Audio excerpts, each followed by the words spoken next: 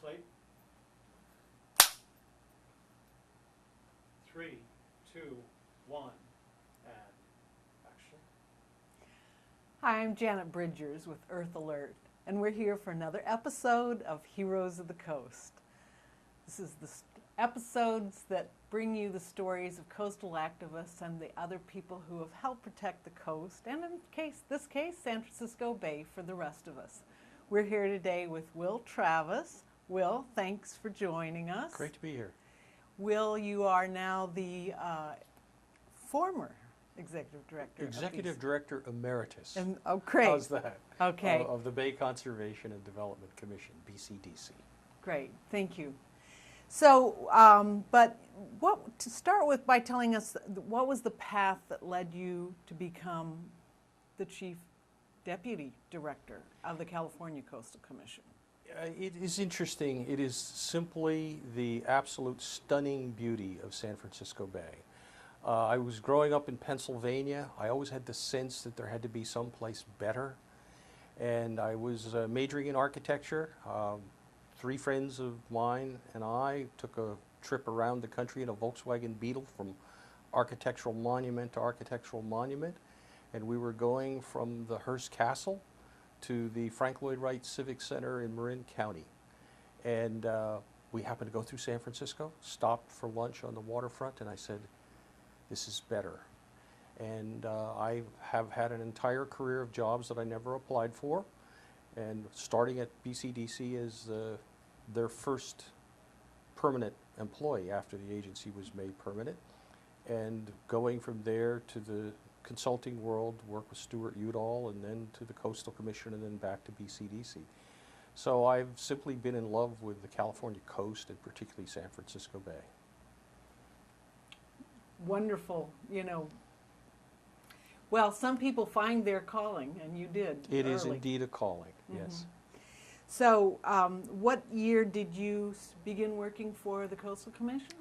The Coastal Commission, 1973, right after the initiative was passed, I was the 3rd or 4th employee that they hired.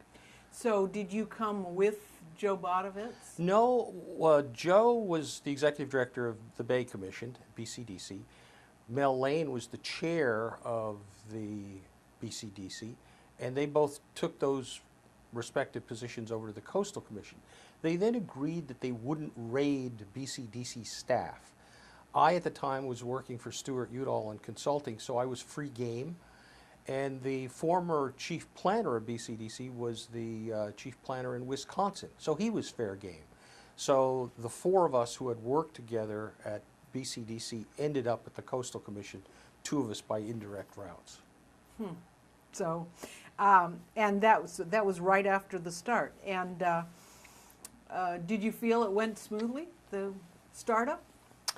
Well, it went as smoothly as you can in a new agency. I remember one of the first calls we had was from then AT&T saying they needed a permit to put up some poles for some telephone lines, and they needed it right away. And Joe Bodovitz said, well, that's fine, except it would be handled by our Eureka office, and we don't have phone service. And we got phone service very quickly. We did a lot of things where we had a fellow working for us named Bob Lagle. He's the only guy who ever called me Willie. And he said, Willie, did you ever notice that everything we have to do but can't do, the cost is always an exact multiple of what we get reimbursed to go to Point Arena and back? And his point was we would just pay for it and put on our travel expenses.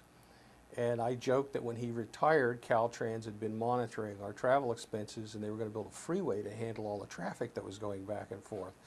But we had to put things together on the fly, and that was, of course, back in the old days before you had computers and or word processors. Everything was done on, in Joe's case, it was a standard old Underwood typewriter.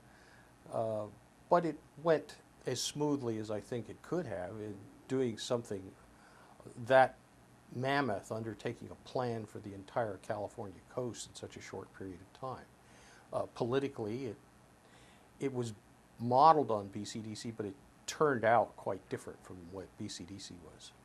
BCDC did its own plan, and that plan was embodied into law, not because that's what was recommended, but because Joe Bodovitz was a journalist, the chief planner was a journalist, and Mel Lane was a publisher, and they knew how to communicate. And they wrote the plan in such a simple, clear, declarative sentence fashion that high school students and even the California legislature could understand it. So the legislature loved the plan and they wanted it to be part of law. So they put it in law. But then they realized they wanted to keep it up to date, and they didn't want BCDC having to come up to the legislature every year to amend the law. So they said, you can amend your own plan with a 2/3 vote. So BCDC, in essence, can amend the law under which it operates. Now, if they had tried to do that, I think the legislature would have rejected it out of hand. We're not going to give a bunch of bureaucrats that kind of authority. But it was one of those wonderful accidents of history. They took that experience to the Coastal Commission, did a whole coastal plan, and I think what had happened is local governments by that time wised up, and they went to the legislature and said, no, no, no, no, we don't want this plan embodied in law. We want local coastal programs. And so that whole notion was created at the Coastal Commission. That doesn't exist at BCDC. Remarkable. I mean, that difference. Has BCDC been as controversial as the Coastal Commission? It hasn't been, in large part because, as I like to say, the coastal zone of California, the Coastal Commission, is really a state planning and regulatory agency that just happens to have jurisdiction along the coast. The coastal zone of California is bigger than the state of Rhode Island. It's huge. BCDC's jurisdiction, on the other hand, is really San Francisco Bay and 100 feet in from the shoreline.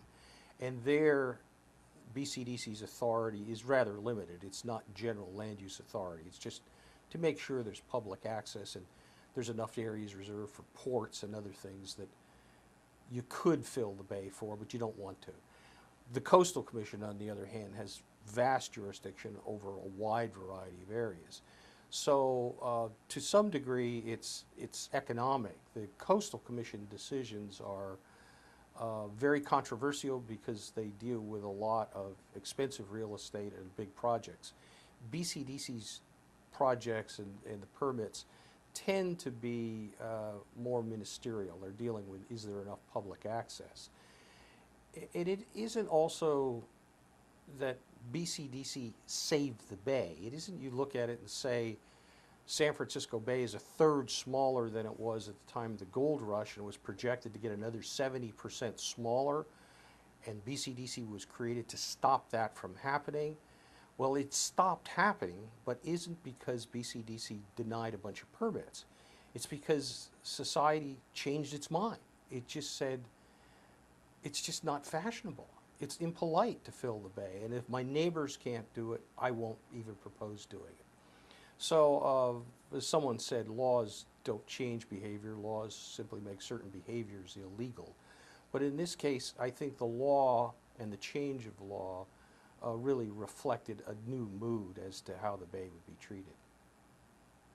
So in that essence, too, it wasn't other people's law. It wasn't this big shift in environmental awareness that, and for what I think is remarkable about the bay is that it did happen so early.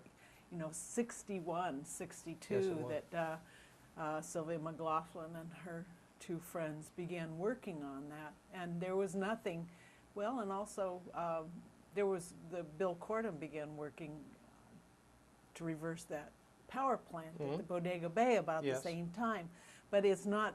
This is quite earlier than most people regard the start of coastal protection, but they both came together. They did, and yes, BCDC was before Earth Day, before the Clean Water Act, before obviously the Coastal Zone Management Act, the Clean Air Act. It was really the first expression in an urban area of society's determination to protect something that was precious to them. It's very interesting if you read the early history of BCDC. There's a wonderful production by the Nature Conservancy called Saving the Bay. And if you read through that, the word environment I don't think is ever used. It was not an environmental protection movement. It was an open space protection. It was how we form our civilization and our growth. It's easy to look at BCDC and say it is probably the most effective urban growth boundary administrator in the country, working on a regional level, because the Bay used to be treated as ordinary real estate, and it was filled just the way areas of farmland at the edge of urban areas are now used for development. That's the way the Bay was used. And so they drew a line around this wonderful, not green belt, but blue belt.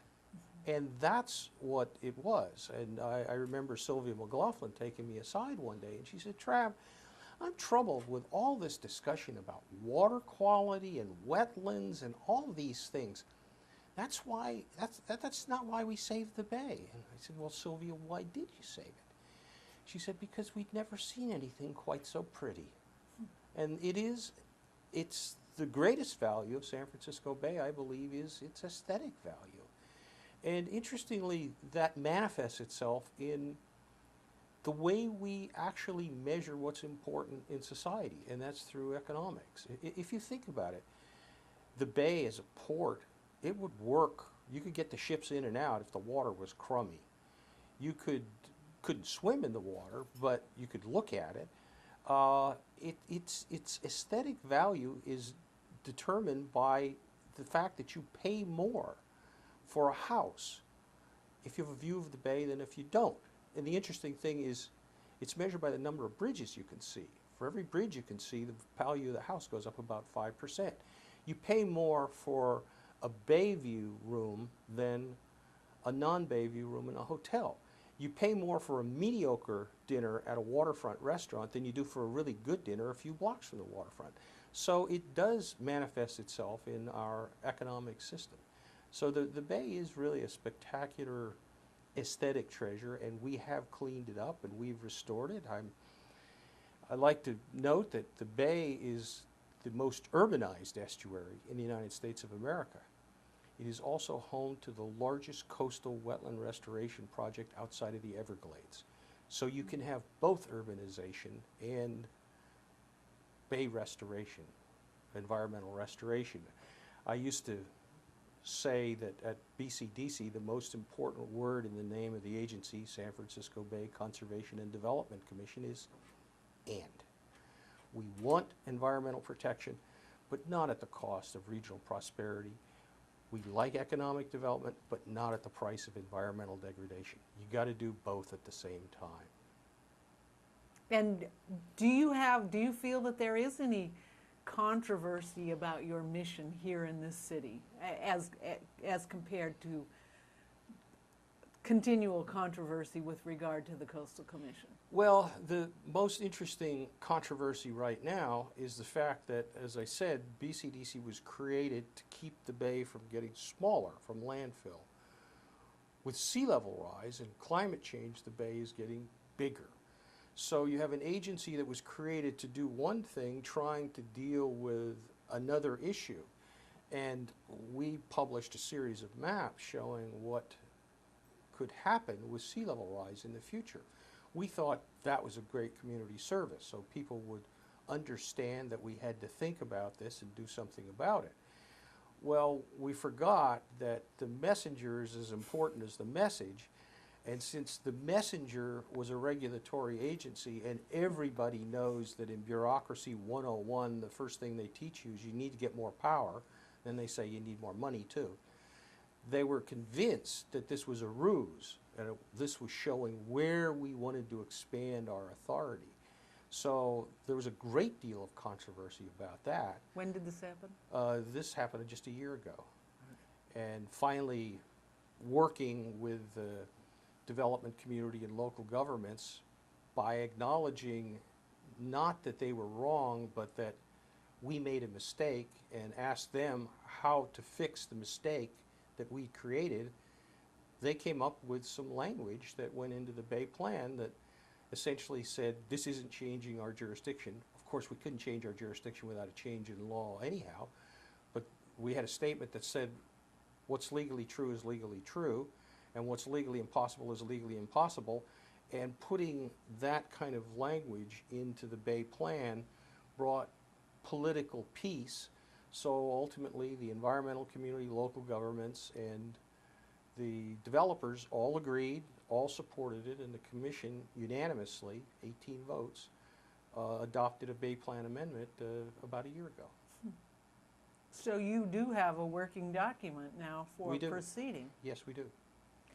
And which is amazing, because we were just we have had conversations with other people who said they didn't think that elected officials, for example, were in any way beginning to think about sea level rise and the effect on their community, as it were, or whatever their entity is, and the implications, the financial implications,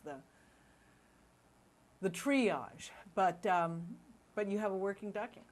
We do. Cut. Yeah, you want to Don't keep your recorder on. I just want to dab at your shirt. you want to dab me? Dab means I'm going to take it off and dry it out with a fan. Okay. Jason, where's those napkins that we have? Yeah, you can't even take me outside, huh? It's okay. Leave your recorders on. And I want you just to finish up with the end of that question so that he can start again, okay? Okay, what was my question? Well, but we were talking about Local elected officials can't deal with sea level rise. right. In the questions we've asked so far, local officials, that the people we've talked to do not think that local officials are ready for the implications of sea level rise. But you have a plan, and so you're herding the cats here. Give me a second.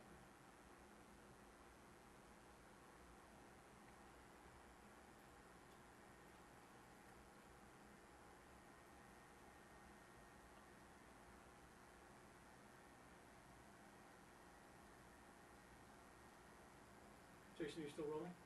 Yep. So what I've done is I've zoomed in just a little tighter, Okay. so it's actually above. Oh, you're a good man. But you didn't know what I was going to say, okay? Just relax. Okay. Okay, Yes, you ready? I'm ready. Am I going to ask that question again? Do I need You it? don't have to ask the whole thing. You know where you were going with it? Yeah. Okay. Shorten Yes. it and just go ahead. We have the question, right? So just shorten it and go with it. 3, 2, 1, and action. Do you think that elected officials generally in California are ready for the implications of sea level rise? Well, one of the great coastal heroes is Leon Panetta.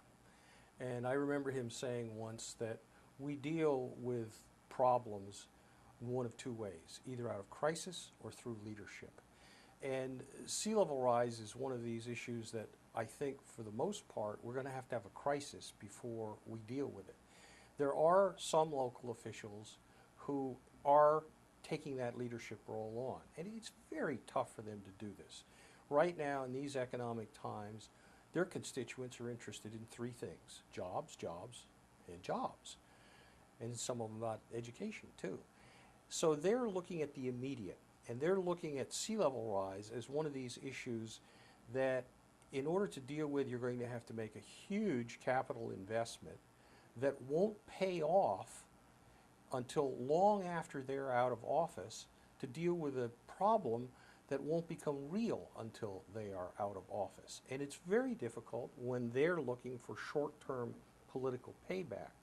But we do have some elected officials are looking down that pike, and they're seeing what has to happen. But it varies by local municipality, and it varies by the individuals who are there. When you talk in the plan that you've now got on the books, what time frame are you looking at, and what level of sea level rise are you anticipating? Well, this is the difficult thing with sea level rise. I say no matter which projection you use, I can guarantee you one thing. It'll be wrong. It'll be higher or lower. We don't know exactly. But we were looking out basically 50 and 100 years. And if you look at the projections of sea level rise, they stay pretty tight for the next 50 years. They're somewhere in the order of 14 to 19 inches. Then after that, they go way up. It could be as much as 55 inches. In planning, typically, we look out 20 years. It's hard to think about what our economy will be, what the issues we'll be facing 20 years from now. Now we're asking people to think out 50 years and 100 years. And the best we can do now is think about 50 years, think in our planning for sea level rise in that order of 16 inches or so, and how do we plan for that?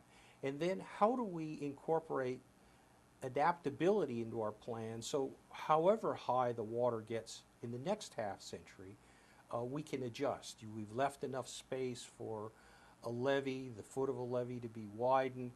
We've left space for the water to go inland and upland so that the wetlands can migrate. We've taken all that into account. But even at that, we have to remember that after 100 years, it's not like the water levels will stop. They'll keep going up and up and up and up and up. So we're into a situation now. I've suggested that instead of planning cities along the coast, we should be planning long-term campgrounds. It's something that we either can take down, move, allow to flood, or wear out. But it's not a wise idea to build a Gothic cathedral on the shorelines right now. Well, I'm really glad to hear you had that idea and that you characterized it as such, because my parents lived near Pensacola not too long ago, and after watching what the hurricanes do down there, I have suggested that they should make the entire Gulf Coast a campground, you know, and then those folks can go to Minnesota in the summer and come back to the coast in the winter. Well, the nice thing is they won't have to go so far. They only have to go to Georgia. Well, we're being lighthearted about it, but how many times are they going to rebuild, the coast, the Gulf Coast? Here it's happening again, and it gets a big play, but this is just another effect of climate change and global warming that is still disputed by so many people in Congress. What is your take on what's going on in Congress with regard to sea level rise? I think the United States is probably the last place in the world where climate change is still a political issue. Most of the rest of the world is settled. The science is settled. They're beginning to take steps to deal with it. But we're finding a very difficult time doing it. Florida in particular, if you think about Florida, it's largely a flat state. They have a massive system of canals to drain Lake Okeechobee into the Everglades. But with sea level rise and increased storms, the water isn't draining anymore. So now they're using huge pumps to pump it out to sea. They can't build levees because they have a underlying geologic structure which is limestone. And they have two industries, really. They have tourism, most of which is along the coast, except for those in Orlando, and real estate, which is in a bad way right now. So politically, the state can't get its arms around the fact that it should be telling people all those great places you're going because you love and they're on the beach, well, we're going to start closing them and moving them inland where there isn't anything. I think it's important to recognize the reality of, as we look far into the future, that there are some things we can continue to enjoy. We can continue to enjoy the California coast for the way it is now, recognizing it's going to be different in the future. We can continue to enjoy San Francisco Bay. It'll be different in the future, so we shouldn't pull up and abandon the campground tomorrow. We should enjoy the campground and our camping experience right now. Do you have children? I do. What do they say? What do they think about all of this? Are they happy, mad, puzzled? Well, I have a daughter who's about to be 21, so she's wise beyond anything that I could imagine. But she's glad that Dad's taking care of this for her. Very good. So, is she oriented towards coastal work? Do you see that? No, I don't think so. No. I don't think so. We've been having a lot of discussions about, Prop 20, of course, represented a real high watermark in terms of public As it were. participation. Yes. Yes. And now, 40 years later, many of the coastal heroes involved at that time are passing away, and we need a new generation of people to carry the torch. So from your perspective, does BCDC have a lot of public participation? 2, how do you encourage it? How does that extrapolate towards the coast as a whole? Well, BCDC was created by Save the Bay, the Save the Bay movement, and that's still a very vibrant and active organization. Not too much active in BCDC because we had a well-oiled machine. They were confident that we would be making good decisions, so they didn't monitor us as closely as they had to. But we're also seeing a group of young people come out of the colleges and universities. I had the pleasure at BCDC, the bulk of our staff were women, and just bright as all get out, and my job was to kind of clear the brush in front of them and stay out of their hair. So there are a lot of young people that have now found jobs in government, in NGOs, in other places. Rather than being unemployed activists, they are employed professionals. So I think we have every reason to be confident that as we're moving forward, just because there aren't people hammering on the door, it doesn't mean we're not doing a good job. So, and what is the size of the staff of BCDC compared to? It's small. It's 45. 45. And this is now about, I don't know. I think it's somewhat over 100. Somewhat over 100. Were you here when Duke Machen axed the I was budget? here, and it was one of the most terrible moments of my life because I had to give the pink slips to people I knew and loved. I don't think the Coastal Commission has ever recovered from that. In part because of the dedication of the staff. They had enough people, maybe, to do the things that they had to do, and all of a sudden they had a lot fewer, but they continued and they continued to try to do everything they had to do back then plus more.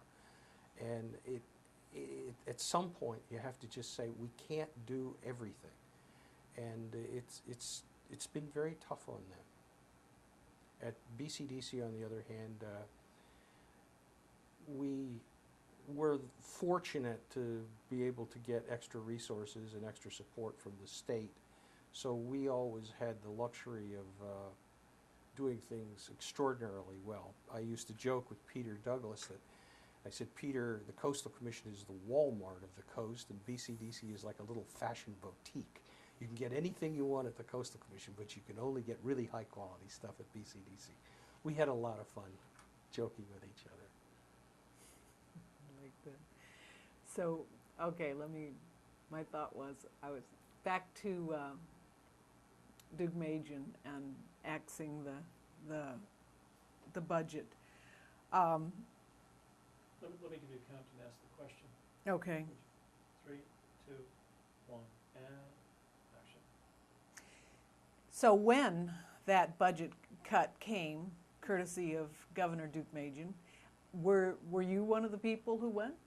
I left shortly thereafter. Michael Fisher and I left about the same time. Okay, and so that was when Peter Douglas was already here, and he became the new executive director. That's correct. I was the assistant executive director, Peter was the deputy director, and Michael was the executive director.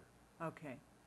So then you went back to BCDC then? I did. I went back as deputy director. Okay, and then later you became executive director. Yes. And when was that? In 1995. Governor Wilson proposed to eliminate BCDC and meld it with the Coastal Commission. So I think nobody wanted the job, so I took it. And I always like to point out that I became executive director on May 17th, 1995, and Governor Wilson dropped his proposal to eliminate BCDC the next day.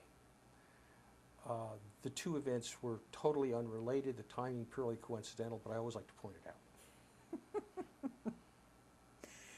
So here we are in the post Douglas era at the Coastal Commission, and there are a lot of comparisons. I mean, you can make an analogy between Apple losing Steve Jobs and the Coastal Commission losing Peter Douglas. He had a huge role, and does the Coastal Commission, can it carry out its mission without him? Oh, I think it can. While Peter had an enormous influence, particularly on the ethos, the philosophy, the law is still there. The professional staff is still here. You get some dedicated commissioners coming in. And I think it can be rebuilt or perhaps built again. I have every reason to believe that the California coast will continue to be protected. Mm-hmm. But there are threats, and for example, we see the legislature again debating, whether to weaken the California Environmental Quality Act, what everybody refers to as CEQA. And this time, it's not the Republicans, it's the Democrats who have majorities in the legislature and are discussing this. There could be a ripple effect if CEQA were weakened, that could weaken the Coastal Act because there are CEQA equivalents that are called for in terms of research on projects. Well, I think it's a mistake to overcharacterize it as weakening CEQA. I've seen the other side of that. One of the things we're trying to do to address climate change in California is, of course, reduce driving. That's our largest source of greenhouse gases. And we want to do that by having more compact mixed use around transit. Well, CEQA gives everybody who lives near one of those compact mixed use developments a chance to challenge it. So if you've got a old gas station in the corner and somebody wants to take it and put up a 4 or 5 story mixed use development with retail on the ground floor and some affordable units for seniors above, you will have the neighbors saying, well, I'm worried about shadows, I'm worried about traffic, maybe it's in a low-lying area, I'm worried about sea level rise. And CEQA allows any one of those people to file a challenge simply because of the inadequacy of the environmental document or the fact that there isn't an EIR. The cost of that, the delay of that can be a tipping point, and that development never gets built. So I think there's some opportunity to recognize that CEQA, when it was enacted, was to provide information to make thoughtful decisions. It wasn't a regulatory document in itself. And we have had a whole body of regulations, Coastal Commission regulations, BCDC, a whole variety of others, that now deal with those substances, and that we don't perhaps need that same level of protection in CEQA so that every neighbor, in essence, has a veto authority over every project. So I think if we look at the change of society and the change of laws, what's happened over time, I think we can have reason to be confident that this isn't a ripple effect that's going through and that we're going to have to worry about. We will always have to be diligent, of course, but that there can be some thoughtful changes in law. Okay, and back to the young people you said that you've seen now taking great educations, great training in agencies, for example, BCDC, and but you still need a grassroots level of support for agencies, especially the Coastal Commission, and since it has the bigger jurisdiction and more controversy. How do you see young people becoming involved in advocacy? Is that something you think about? Am I asking the wrong person? Is it? Well, I think it's true that every regulatory agency has a tendency to be captured by the entities that it regulates. And that, to some degree, is the blessing we had at BCDC, because it's both a conservation and a development commission. So you had two entities, two activist groups, and we have the Bay Planning Coalition and Save the Bay, and then other environmental groups that are engaged, but there are others on the regulated community side. I don't know who's not a member of the regulated community. I think we all are. So it's always a balance there. But again, I see young people are, maybe they don't have the luxury that we had. They have to get out, they have to find a job. They're busy dealing with a whole complexity of things. And I think this is something that we have kind of lost faith in government. We create these agencies to do their jobs, and they should do their jobs, and we shouldn't have to watch them too closely. I'm not sure that we need that grassroots. If the agency is well-funded, well-managed, and well-run, it can do its jobs without having people hammering at the door.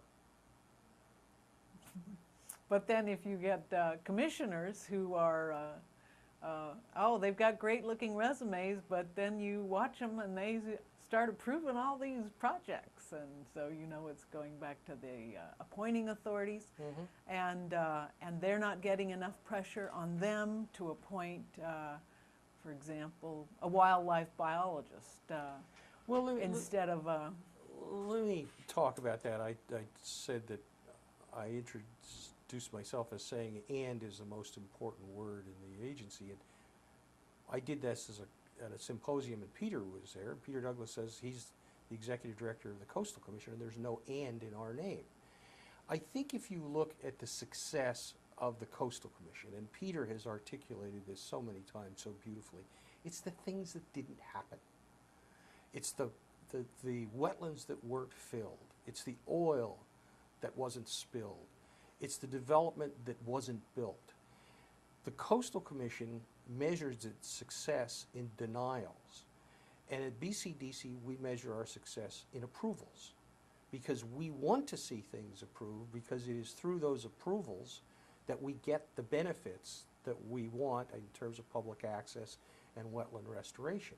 So the BCDC has not denied a permit in this century. The last denial was in 1995.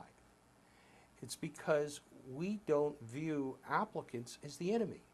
We view them as unwitting partners. They come in and say, here's my project.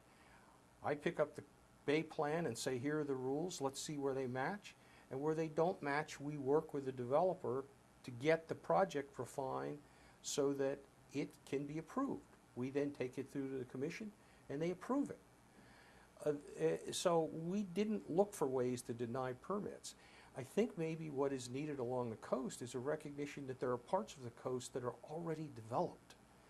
And those areas you treat the way we treat the shoreline of San Francisco Bay. And then there are parts of the coast that aren't developed, and they should be forever protected. And I think perhaps applying the same standards to the two different areas has caused some of the controversy you talk about. Mm-hmm.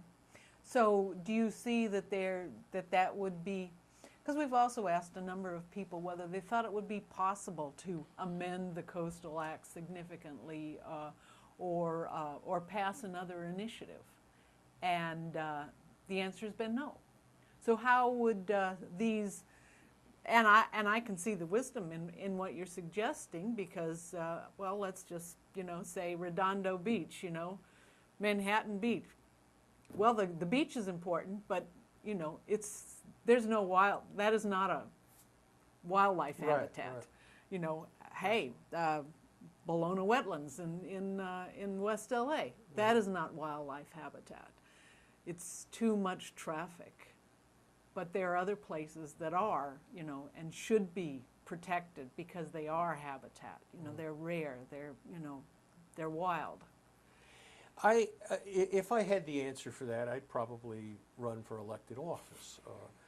I don't have the answer for that, and I think it is important, as we look at the California coast, it's important to remember that it spans a distance from Oregon to Mexico. If you take that same distance to the East Coast, it goes from Boston to Savannah, Georgia. You've got 12 or 13 different states recognizing different political, economic, social, cultural uses and differences there, and they approach it differently. I've often questioned whether it was wise to get rid of the regional coastal commissions. If you look at BCDC, it's a regional agency. It centers on San Francisco Bay. It's the icon for the Bay Area. It's how we identify ourselves. I'm from the Bay Area. The problem we had with the regional commissions is we could never figure out where to draw the line between the regions. Remember, San Francisco was in one region and San Mateo was in another region, and that didn't make any sense. So trying to find those regions so that you have clear identification was very, very hard to do. How we approach this in the future, I don't know the answer to that. But there are, and I think recognizing that the California coastline is an awfully long place, and having, simply for consistency's sake, the same rules that apply to the redwood forests in Del Norte County also applying to palm trees in San Diego County might not make much sense. Mm-hmm. Very, very good answer there, because and we've had over the years with this program many discussions about there were many benefits of the regional commissions, mm-hmm. and for activists, one of the big ones is you didn't have to drive to Eureka if you're in San Diego, to discuss a San Diego issue. That it was kinder to activists because of the travel, just the travel expense and difficult. Oh, you could organize a bigger crowd too. You might be able to get 50 people to a meeting instead of one person. Well, I mentioned that Governor Pete Wilson proposed to get rid of BCDC and merge it with the Coastal Commission. And local governments in the Bay Area didn't like that because they serve on BCDC. The environmentalists didn't like it, but who really killed it was the developers, because they realized if they merged, they'd have to, now where they go to a commission hearing in San Francisco or Oakland, they might have to go to San Diego.